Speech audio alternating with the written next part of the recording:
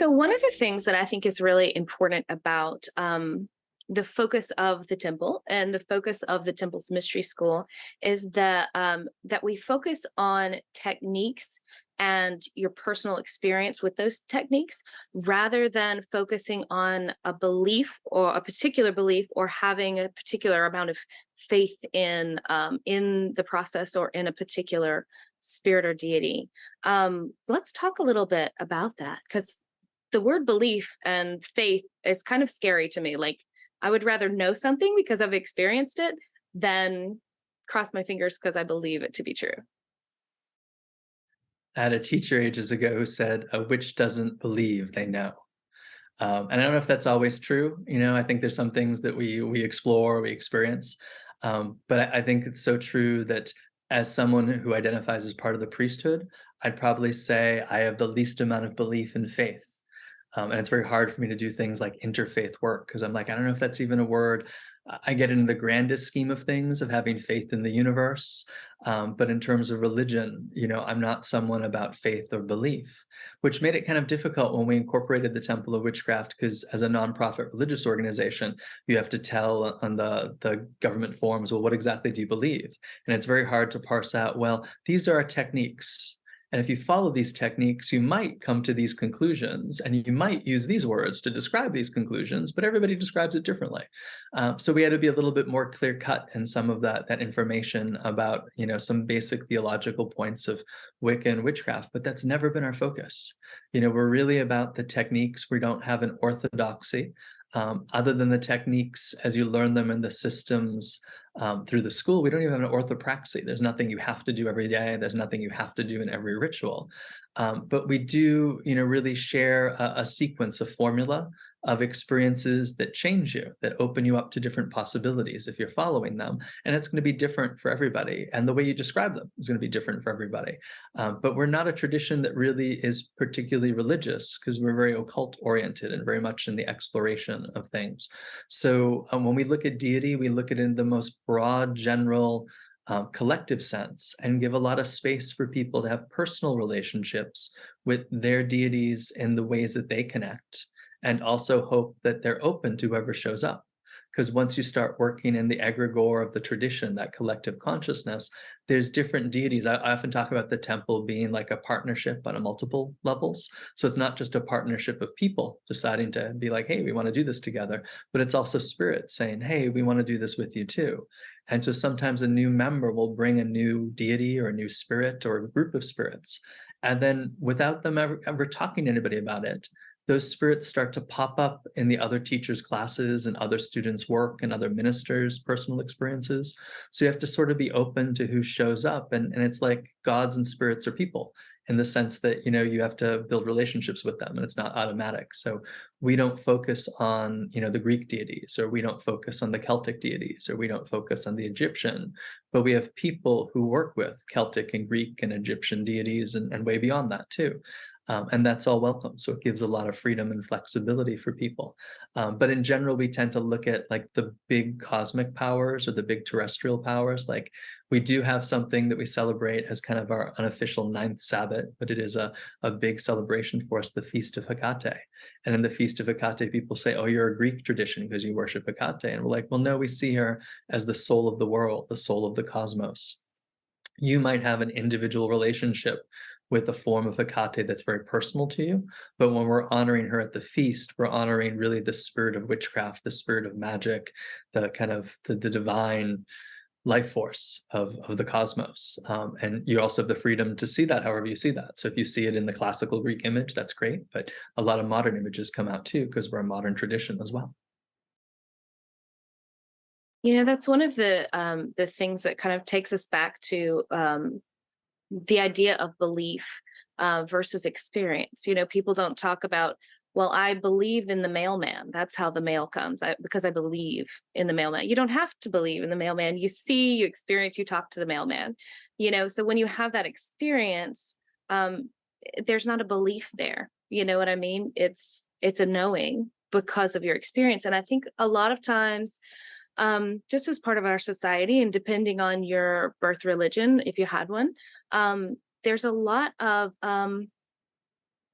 doubt placed in the mind of people's own experience. We're taught to ignore our own experiences, particularly if we are, especially psychic children, or if we see or experience things that other people don't see and experience, then our experience can be discounted. And we start to no longer trust our own experience. And I think trust versus belief is a different way of interacting with your practice.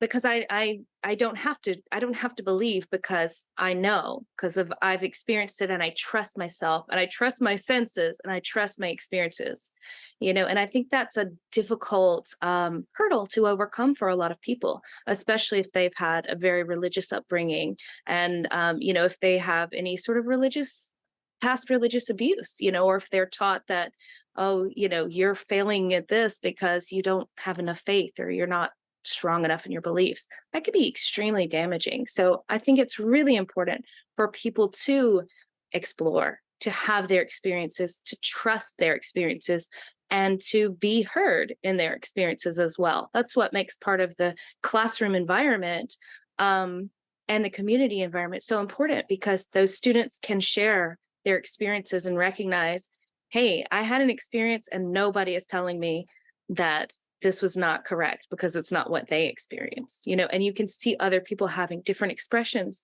and you can often see a similar thread. Even though the imagery may be different, you can pick up the same thread and the same message coming through. And so you get that validation and confirmation through your exploration, through your experimentation. So I think those things are very important. That's one of the reasons I think a magical education is so important, particularly with having a teacher, having classmates, having peers that you can bounce things off of. Because as a solitary, you don't necessarily have the validation that might be helpful in your education. It's not for everybody, but I do think for me that it's been very helpful. Yeah, wow. I don't know if I can follow that. That was really great. But I do what I hear and what you're saying, and what really opens up in my own consciousness, is the importance of relationships, and in my personal work that I do, like outside of the classroom, I think that in my personal work, like, which is a lot of healing, I have to be open to everyone if I'm really in, like, if my footsteps are really on the path of my calling, like in that sense, like someone needs help and I can provide it. I have learned to not let faith, um, religion, get in the way of who I can actually help in that. And I think that that's encouraged in a lot of ways in the temple, and that we are open in our learning, because it is that Aquarian model. As Christopher said, like someone may bring in someone, spirits with them to the temple, and they just start to show up and they pop up. I've experienced that, and I think that it's both an inner and outer. I think it's both in a small and a large scale. I think it's both personal and collective, in that it is a path of relationship to me. Is that faith? I know you, I know, trust you.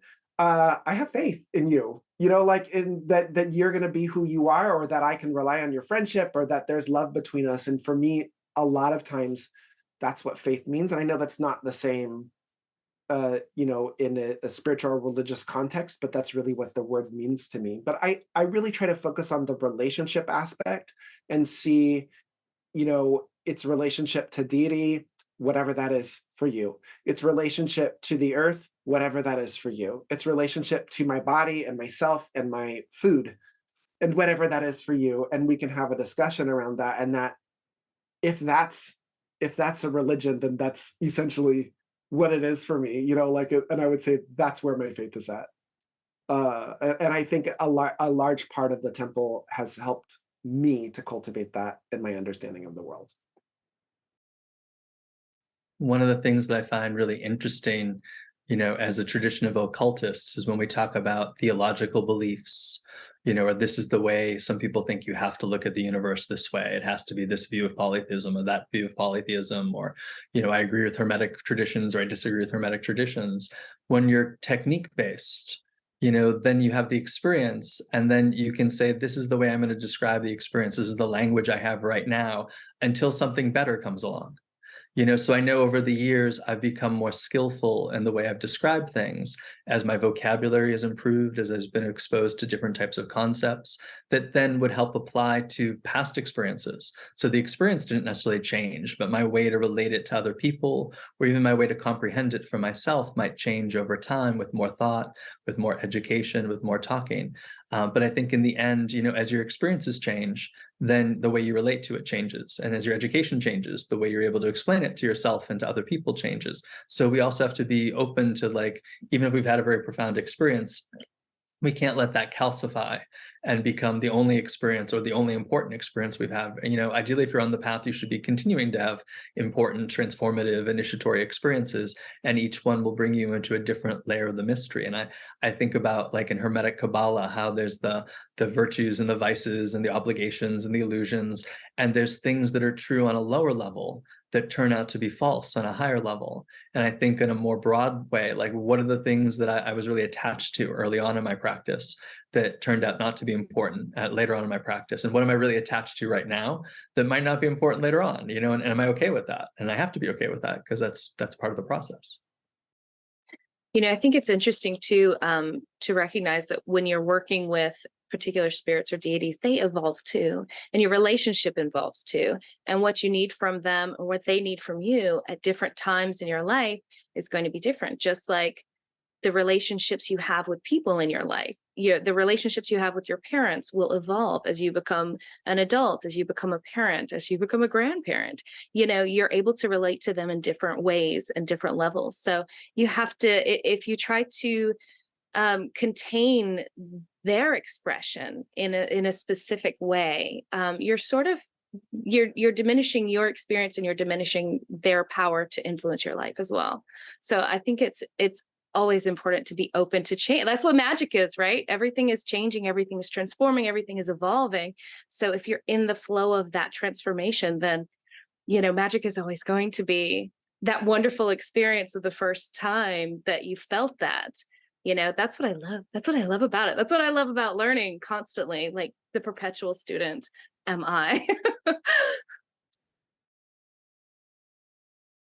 I just want to bounce on that. I want to bounce on what you just said, their influence on your life. And that's so important to remember, that it's not just an inner out, it's also an outer in relationships, whether it's with spirits or it's with grandma.